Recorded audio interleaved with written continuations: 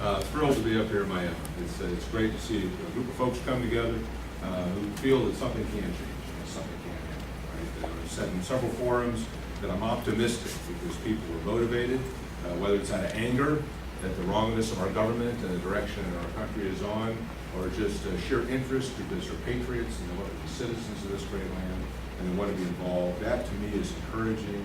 I'm always optimistic about this, and I truly believe are the best days ahead. Right? The real important part, I think, in this election is voter turnout. It is a crying shame for the greatest country on the planet. You get something like a third of the public that has enough interest to go to the polls and actually say something about that. I've been all over the world, military operations, both peacetime and war. I've been all over this country, over a 30-year career of service to country. And what I've seen in other lands is people, when they get the chance for freedom and liberty and personal initiative, the things that we enjoy so much, they seize on that. You know, you saw the purple ink-stained fingers in Iraq and other lands. We don't have the same kind of enthusiasm in other areas of our country, and we see that in the voter turnout rates. And so the fact that you're having this kind of a forum, that you're trying to mobilize young conservatives on college campuses, that you're advertising the community, these are great things. We're seeing it across all 26 counties in this district, and I really am very optimistic for June 26th and the number of voters that we'll see coming out. So this is a good news story. Obviously, the bad news story everybody's already talked about. Out-of-control debt, a government that seems detached from its public, regulation that constrains innovation and growth in our manufacturing and production sectors that generate wealth, jobs and opportunity, innovation, all those kinds of things seem to be hamstrung by all the policies that come flowing out of Washington, D.C. And we're all committed to changing those kinds of things.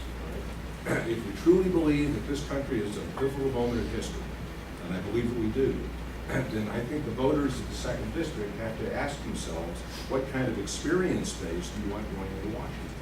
If it takes 4 or 5 or 6 years to come up to speed on how our government works, because of its complexity, the processes that are in place, the relationships that have to be developed, if you've got 4 or 5 or 6 years for that to even get to the point where you're productive, that's a pretty long period of time. If you think that we don't have that kind of time on our side, and we need to do something right now, wouldn't you want somebody who can be effective day one going into office?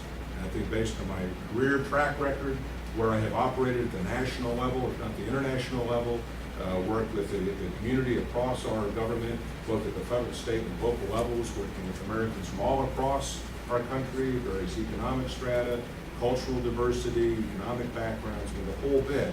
It's given me a depth and a breadth of experience that I believe is unmatched anywhere else in this district. And what I'm wanting to do is get that message out, connect with voters, hear what's on your hearts and mind, and let you know what my position on that might be and how I can most effectively represent you in Congress in this coming session. So my talk's pretty short. I'm much more interested in questions. If you don't have any, I'll have another glass of water. Certainly I can hang around and talk with anybody who might be here and have questions about my background or what I bring to the table. All right. Anything? Is there any questions? Mr. Wood, we have one right there. Well, I have a question, and first of all, thank you for your service, sir. I do appreciate that. But being in the military all your life, as a businessman, are you going to be able to understand private sector problems that I am having, and how I have to deal with payroll, how I have to deal with regulation from government, and how are you going to approach that? Absolutely. I mean, any student of history, especially in the military, because we live and we breathe it, we have to understand what's gone before, to understand what's coming down the pipe. To say that the true strength of the country is not the number of ships, tanks, and airplanes it has, but it's the economy. President Eisenhower, in 1953, had a great radio address on national security and its cost. He talked about out-of-control inflation being a demoralizing factor. If you don't have a strong economy that's productive and generating wealth, you've got a demoralized workforce. How do you stand up against something like the Soviet Union? The only way we confront a strong military is if we've got the productive sectors of the economy behind us. I mean, the military and our national defense capabilities is an adjunct to national power. National power comes from the economy, from the culture, from our political system, from the arrangements that we make with others around the world, and even the arrangements we make within ourselves, so we know who we are as a people. So my experience abroad just reinforces my belief in what we create and what we hold dear here in America. If you go to other countries, how do you stabilize societies? How do you give them hope for a better future? How how do you create opportunity and ability for people at the very local village level all the way up to the national level. You do that by creating an environment within which individual business entrepreneurs, can create things, that provides jobs. The greatest generator of jobs and wealth in the country is a small businessman. If they are unable, if we're gonna take a command economy like Russia or China or somebody else, and have government-directed solutions to tell people how to run their lives, that's a dying culture. The greatest thing about America is freedom of expression, both in your individual voice and your ability to create, produce, and innovate.